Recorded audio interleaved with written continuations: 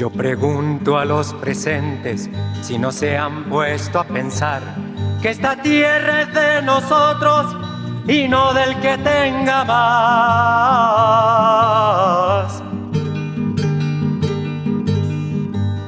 Yo pregunto si en la tierra nunca habrá pensado usted que si las manos son nuestras.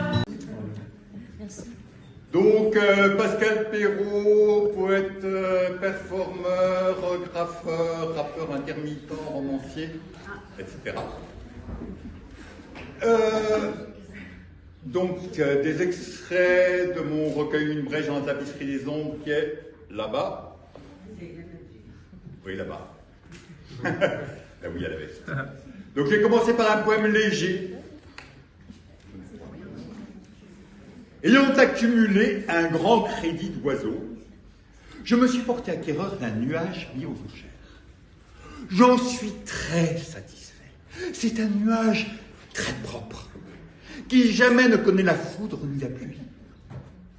Propice à la rêverie, il ouvre l'esprit, l'horizon de nouvelles cosmogonies. Il paraît que dans l'ancien temps, il fut un dieu inefficace, et pour cette raison ravalé au rang du filigineux. J'hésite à accréditer l'hypothèse. Sans doute n'est-ce que légende urbaine, véhiculée par des reliquats du monde divin, aigris, déchus et jaloux. Peu m'importe. Peu m'importe en réalité. C'est en tant que simple nuage que je l'ai rencontré, choisi, que je l'ai, en un mot, aimé. En tant que tel, il m'est précieux. J'y laisse impunément mon cœur vagabonder. Mon esprit s'entrelace à ses voluptueuses volutes. J'en suis le propriétaire légitime. Cela suffit à mon bonheur. Et qu'on ne vienne pas me parler de l'esclavage des Nabus, de la soumission des Stratus, du martyre des Cumulus. Mon nuage est un ami, un complice. Nous échangeons souvent nos intimes pensées, même si j'avoue ne pas toujours être en mesure de comprendre les siennes.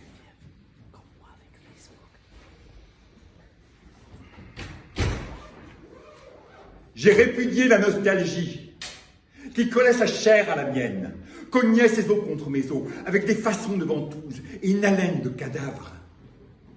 J'ai refusé la pourriture de ces hosties décomposées que l'on élève au rang de saintes et ne sont que putrescents passés.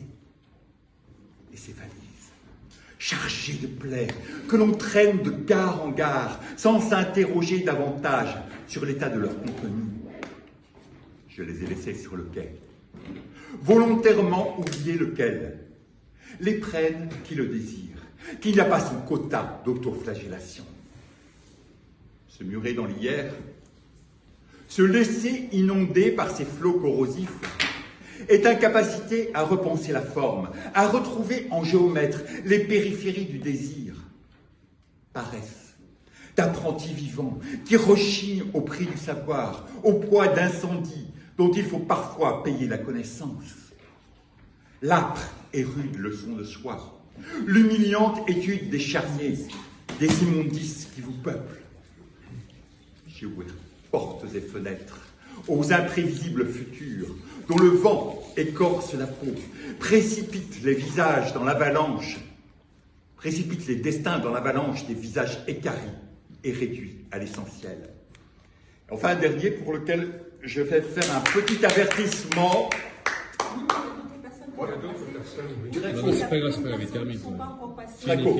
Tout le monde a passé 3 textes. C'est pas grave, termine. Allez-y. Le temps, ça sera déjà terminé le temps de... Fini. Bon, juste un petit avertissement quand il y a des woke dans la salle. Bon, parce que j'ai eu une surinterprétation de ce poème, parce qu'à un moment, j'utilise le mot nègre. En fait, le poème porte sur l'invisibilisation capitalisation des choses en leur mettant un espèce de mot fourre-tout.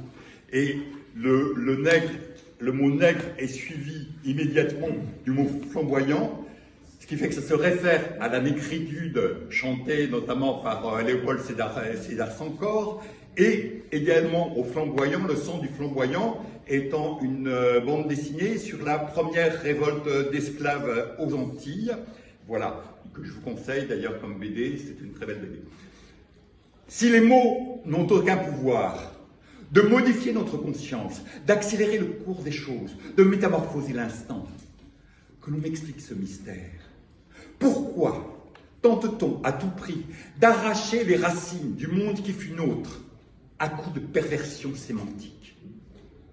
Le consentement à l'inacceptable est aussi affaire de langue. Le langage châtié, aujourd'hui soutenu, le licenciement, écrémage. Le tiers-monde, où est le tiers-monde? Sur les terres ravagées par la poudre et la faim, je ne vois que pays en voie de développement. C'est en châtrant les mots que l'on nous fait eunuques. Le trivial est hors de propos.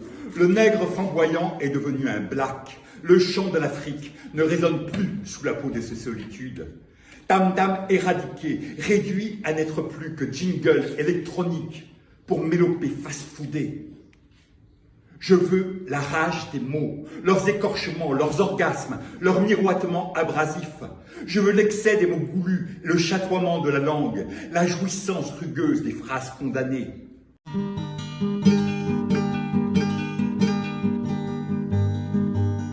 Yo pregunto a los presentes si no se han puesto a pensar que esta tierra es de nosotros y no del que tenga más.